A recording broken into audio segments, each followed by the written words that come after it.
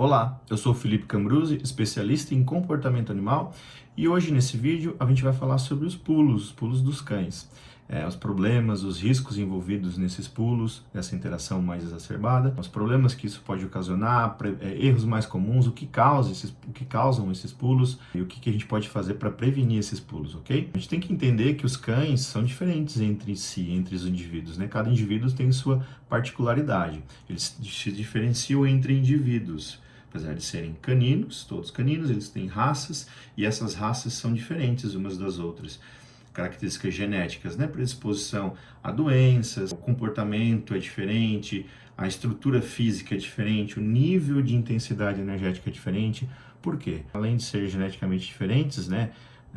As raças, os tamanhos são diferentes, a musculatura é diferente. Então, o animal que tem uma musculatura maior ou uma idade menor, um filhote, por exemplo, ele tem um metabolismo mais acelerado, ele vai ter uma necessidade maior de atividade física, ele tem uma explosão muscular maior, um acúmulo de energia maior, então ele precisa drenar essa energia de alguma forma. Então, uma necessidade básica do cão é atividade física, ele precisa de atividade física para drenar essa energia. Também onde vivem os cães é muito importante, né? Onde eles estão vivendo.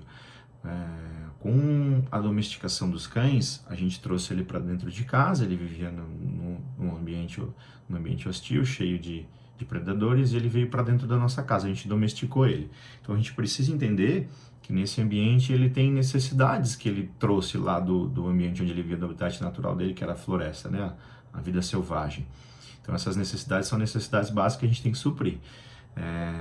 Uma das causas maiores, causas primárias que eu vejo no comportamento animal é a busca de atenção. Os cães, eles são animais gregários. Então, o que leva um cão a pular na pessoa? A maioria das vezes é a busca de atenção. Como os cães são animais gregários, são animais de grupo, são animais de matilha, eles vivem em matilha, eles precisam da matilha para tudo, para se reproduzir, para caçar, para se alimentar, para migrar. Então, é muito importante para eles a manutenção dessa matilha, a manutenção do grupo. Quando o cão é domesticado, a gente coloca ele para dentro da nossa casa, para dentro do nosso apartamento. Isso tem diferença também entre casa e apartamento. Quando a gente traz o cão para dentro de casa, a gente tem que lembrar dessas necessidades básicas naturais do cão, necessidades básicas instintivas dele, né? Então ele precisa muito desse grupo para a estabilidade da matilha. Como se fosse questão de sobrevivência, ele precisa do grupo para sobreviver, ele trouxe isso, né? E como que a gente resgata isso? Dando mais atenção para o cão. A gente tem que lembrar que a nossa atenção não deve ser direcionada num comportamento ruim, porque a gente acaba reforçando esse comportamento, eu vou falar mais para frente, que é um dos erros mais comuns, mas a gente tem que saber o momento certo de dar atenção para o cão. O cão ele não foi feito para ficar sozinho, ele precisa do convívio em grupo, tá? Então, por isso que é uma forma mais intensa de ele buscar esse contato mais primário com o grupo, com os membros dos grupos, né? Porque com a domesticação a gente acaba tendo uma rotina muito acelerada de trabalho, estudos e etc., e acaba não dando tanta atenção para o cão como deveria dentro de casa, ou o tempo, né, que a gente tem destinado para o cão ficou cada vez menor. E isso a gente tem que ter atenção máxima, porque é aí que vem os problemas, né? O cão ele se sente inseguro, a segurança do grupo está diretamente relacionada à presença desses membros, à integridade da matilha, a integridade dos grupos, né, do grupo. Então, quando um membro ele sai do grupo, gera instabilidade. Quando um membro entra no grupo, gera instabilidade. Quando a gente insere um outro animal para dentro de casa, gera instabilidade, gera insegurança. Uma pessoa, quando entra dentro de casa, uma diarista ou qualquer outro funcionário que veio, não está vindo tão periodicamente, o cão não está acostumado, isso gera instabilidade, porque muda a configuração do grupo, para ele é como se estivesse entrando um novo membro naquela matilha. Então, tudo isso gera ansiedade para o cão. Vai gerando ansiedade, vai gerando insegurança, e essa ansiedade ele precisa extravasar de alguma forma. O pular nas pessoas é um dos problemas, né? Existem vários, destruição, necessidades fora do lugar, os latidos, isso tudo ocasionado pela ansiedade acumulada, pelo nível energético acumulado, pelo cão ficar sozinho, pelo cão se sentir inseguro, e essa insegurança causar ansiedade no cão. Muitas pessoas me perguntam, né, Felipe, o meu cão ele vive, eu estou preocupado porque meu cão vive num apartamento e tal, um apartamento pequeno. Eu sempre uso a analogia com um campo de futebol, por exemplo. Não adianta a gente colocar o cão para viver num campo de futebol se ele não tiver atividade. Ele precisa de um gasto efetivo de energia. Um cão vivendo dentro de um apartamento de 30 metros quadrados e um cão vivendo num apartamento de 80 metros quadrados não tem muita diferença. Ou vivendo numa casa, por exemplo, grande, não vai ter muita diferença, porque o que é mais interessante nesse aspecto é o nível de atividade que está sendo proporcionada para aquele cão. Se a gente colocar um cão num campo de futebol, ou 10 campos de futebol, e numa casa pequena, às vezes o nível de atividade vai ser o mesmo, se ninguém proporcionar nenhum tipo de atividade para o cão, nenhum tipo de passeio, nenhum tipo de enriquecimento ambiental. O cão ele vai ficar parado, ele vai ficar prostrado, ele vai ficar dormindo o dia inteiro. A pessoa sai para o trabalho, ele vai ficar dormindo. Então a gente tem que proporcionar para ele. Então, claro que a gente tem que ter um espaço que seja legal para o cão se movimentar, para o cão fazer suas brincadeiras, mas a gente tem que colocar brinquedos para ele e estimular as brincadeiras com ele. Geralmente os cães não brincam sozinhos, eles precisam de um estímulo maior, precisam colocar alguma coisa para ele brincar. O enriquecimento ambiental ele ajuda bastante nisso. A socialização do cão ela é importante quando a gente fala de pular nas pessoas, né? Se um cão ele não está muito socializado com pessoas, ele pode querer investigar essa pessoa mais a fundo. Ele não está conhecendo tanto bem aquela pessoa, ele não está acostumado a conviver com pessoas e ele não sabe como se portar frente a uma pessoa, quando chega uma pessoa. Então a frequência, a rotina da casa ela é importante, esse convívio, né, com as pessoas, com as visitas, a frequência que as visitas chegam nas nossas casas, como que essas visitas chegam, como que elas interagem com esse cão, isso é muito importante também. A gente perceber isso porque está em um ponto-chave, né? Pode ser que as nossas visitas estão proporcionando comportamentos errados para o cão, então ensinando esses comportamentos errados para o cão, através de um reforço positivo sem querer. Vou explicar mais para frente como que é esse reforço positivo, como que é essa recompensa, às vezes a gente recompensa o comportamento do cão sem querer. Então é importante a gente perceber como que é a rotina da casa, como que é o convívio com outras pessoas, com outros animais, com as visitas, né, propriamente dita, porque a pessoa, como eu falei, as pessoas, quando chega uma pessoa estranha na casa, gera instabilidade para aquele grupo. Então o cão ele vai querer investigar da onde que veio aquela pessoa. Ele gosta de investigar muito pelo olfato. O olfato vai dizer muito sobre aquela pessoa, onde ela passou, de onde que ela veio, se ela não é um predador, o que ela se alimentou e etc. O cão ele investiga através do olfato. Por isso que tem essa interação mais brusca, mais eufórica do cão quando chega uma visita. Muitas vezes acontece isso também com as visitas. Existem muitos problemas envolvidos com os pulos, né? Porque às vezes o pulo pode estar direcionado a uma criança, pode estar direcionado a um idoso, e isso pode machucar a criança, pode machucar o idoso, dependendo do tamanho do cão. Vai machucar também, às vezes não derrubando, né? Mas o simples fato de ele pular, ele pode arranhar.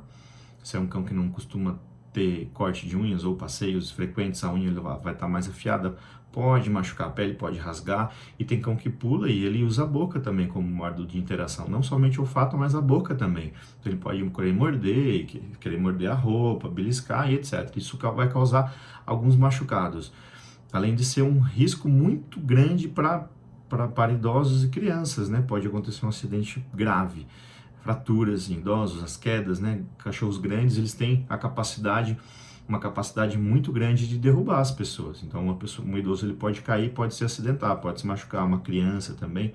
Por isso que é importante a gente cuidar desse assunto. Quais são os erros mais comuns que a gente faz quando o cão está pulando nas pessoas, né? O que acontece é que a gente acaba reforçando esse comportamento sem querer. Uma das maneiras de a gente reforçar esse comportamento sem querer é falar com o cão nessa hora. Ou a gente chega em casa, por exemplo, de um trabalho, de um dia cansativo, tá com saudade do cão, e o que acontece? A gente chama o cão para pular na gente, a gente bate as mãos, incentiva ele a pular, abaixa. Quando a gente abaixa, a gente está incentivando ele a pular, ele ter o contato mais próximo ao nosso rosto, lambeia, etc. E a gente reforça esse comportamento, a gente abraça ele, a gente beija, claro, porque a gente está com saudade, a gente quer o contato, mas assim, sem querer, a gente tá ensinando um comportamento errado para o cão. A gente está passando ansiedade para ele, porque a gente está chegando e está agitando muito essa chegada. Isso vai gerar ansiedade e o cão vai entender que essa é uma forma muito legal de interagir com as pessoas. Ele entende que é legal interagir com o seu tutor dessa forma, é legal interagir com as pessoas que vão chegar na casa dele também dessa forma, porque ele foi recompensado. As pessoas que gostam de cão, elas tendem a fazer isso, tendem a abraçar o cão, tendem a estimular ele a pular, ou fazer carinho quando ele pula. O cão pula na pessoa e a pessoa faz o carinho, abraça e tal. Isso é um reforço positivo para aquele comportamento, que é um comportamento considerado negativo. Pode ser que naquele momento não seja um comportamento considerado negativo, como eu disse, né? Às vezes o cão ele não é tão pesado, tão grande, mas a gente tem que pensar que às vezes o cão está pequeno, ele está em fase de crescimento, ele não é um cão adulto ainda, ele vai crescer, vai ficar grande e vai poder ter a capacidade de machucar alguém. O cão vai ficar grande e pode machucar alguém, pode vir a machucar alguém pela força, né? Nas patas, a força do corpo, o peso dele pode vir a machucar alguém. Essa nossa chegada, quando a gente chega em casa e a gente gera ansiedade no cão, a gente está passando a nossa energia para ele dessa forma, nossa energia de ansiedade, de agitação e etc. Às vezes a gente fala com uma voz fina com o cão, né? Uma voz mais fina. E o cão associa com sempre quando o tutor chega em casa, fala com essa voz fina, gera ansiedade, ele pula. Vira um comportamento condicionado, vira uma rotina isso. Toda vez chega, fala voz fina, pula. Chega, fala voz fina, pula. Vira um hábito, vira uma rotina para o cão. Então, toda vez que você falar com a voz fina para esse cão, vai gerar ansiedade.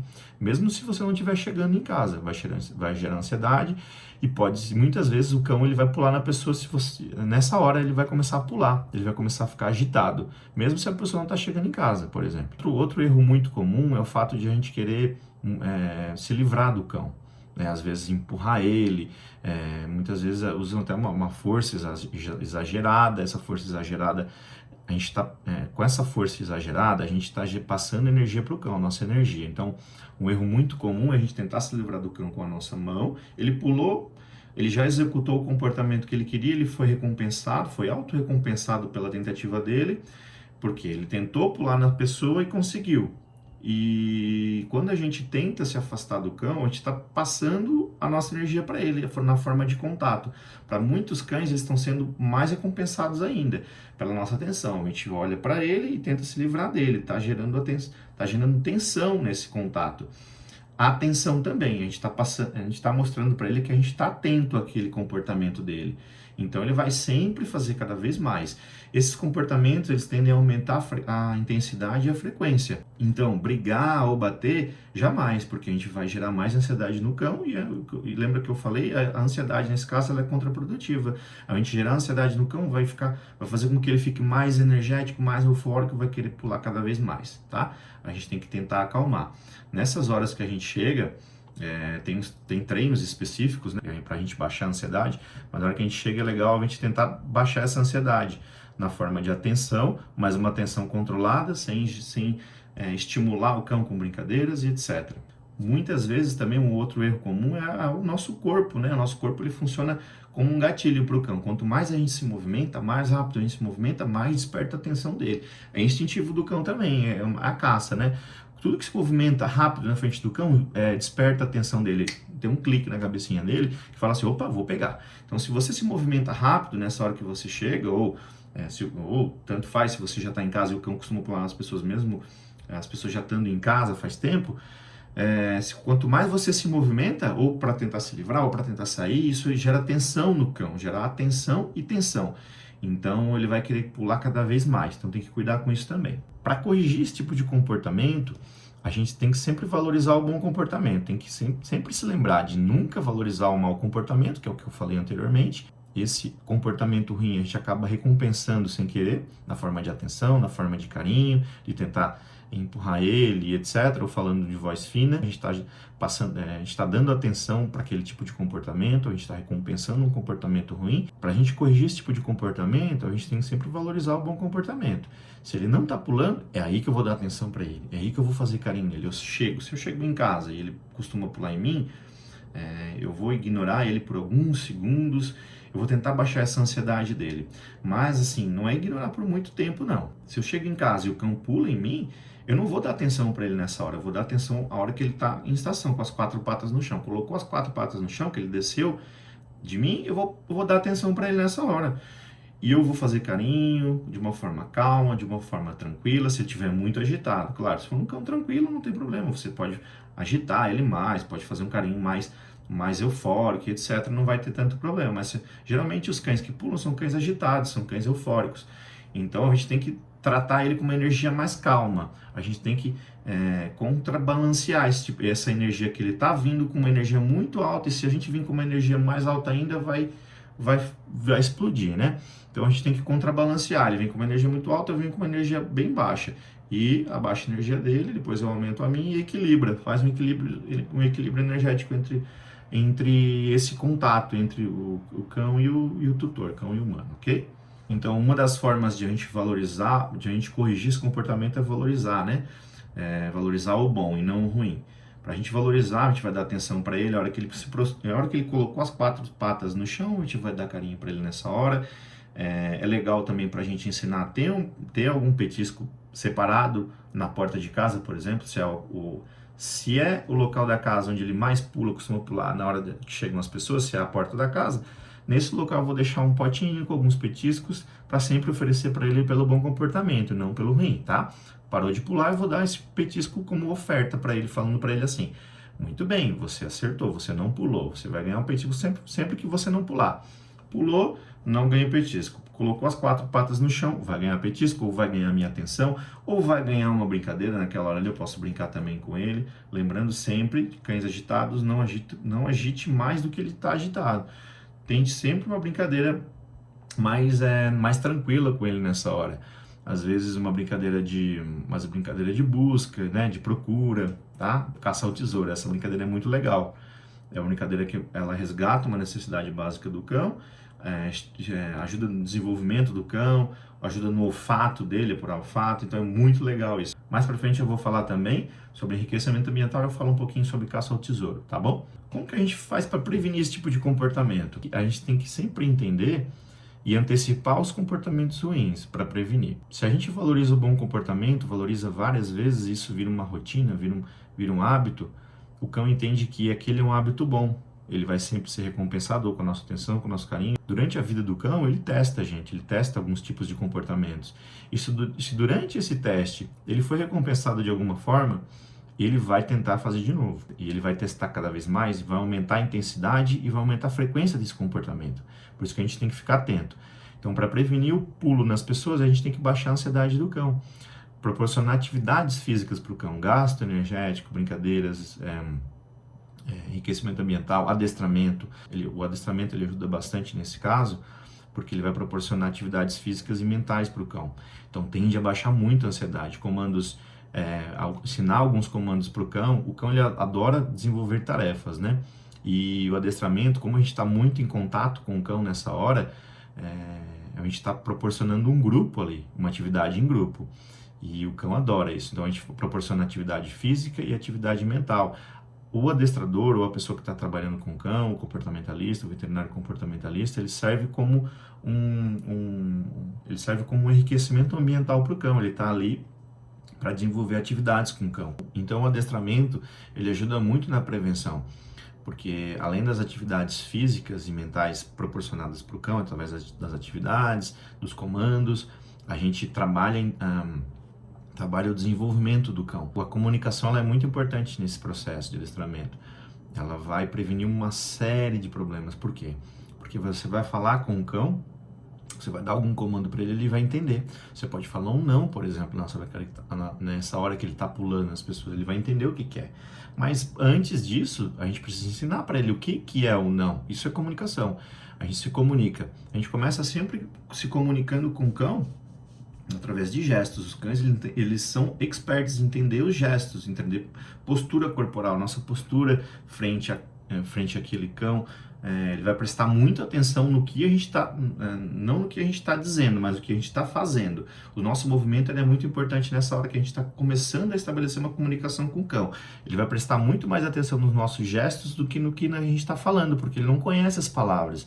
Ele não sabe o que significa picolé, o que significa espelho. A gente vai ter que ensinar para ele o que significa essa palavra.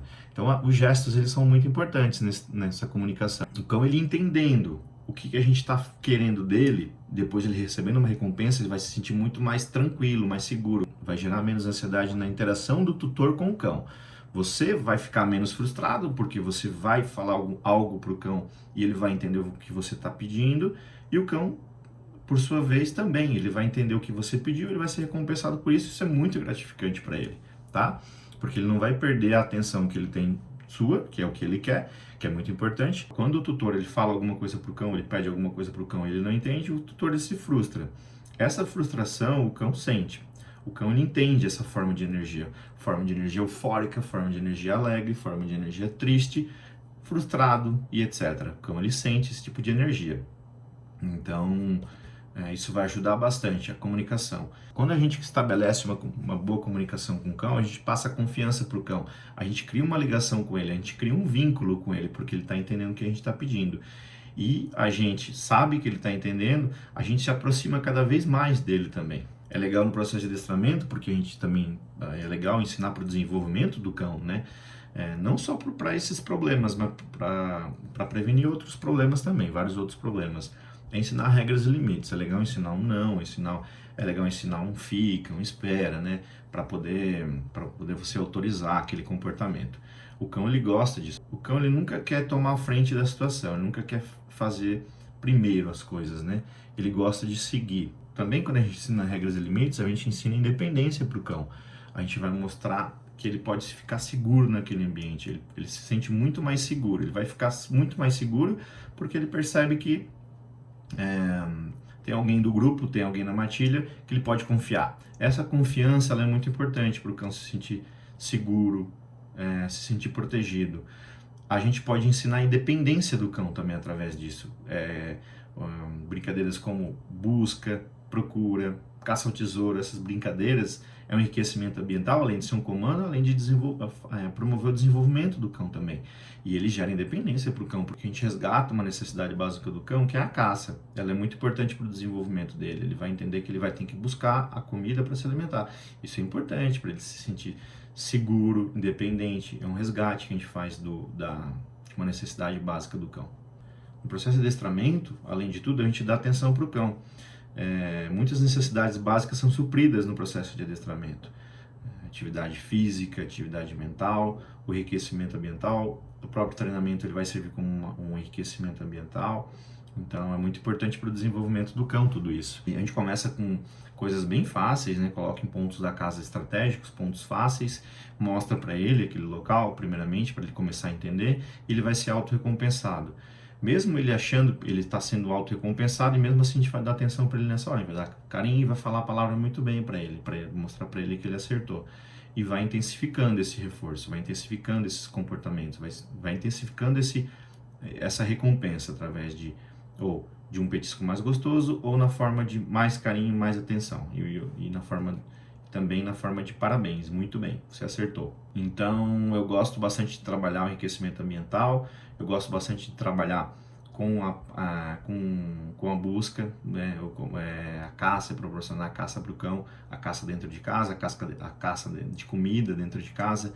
É legal a gente mostrar para o cão que é legal ele buscar também a comida em alguns pontos da casa, não sempre no mesmo lugar. Então é isso, pessoal. Hoje a gente fez um resumo sobre o pulo que os cães executam nas pessoas, os problemas, os riscos envolvidos, quais os erros mais comuns e como que a gente faz para prevenir isso. Se você gostou desse vídeo, dá o seu like aqui, se inscreva no canal também, acompanhe, porque a gente vai estar sempre proporcionando dicas, curiosidades, novidades para você e dúvidas lá no nosso canal, ok? Se inscreve lá e conta com a gente sempre. Até mais, forte abraço!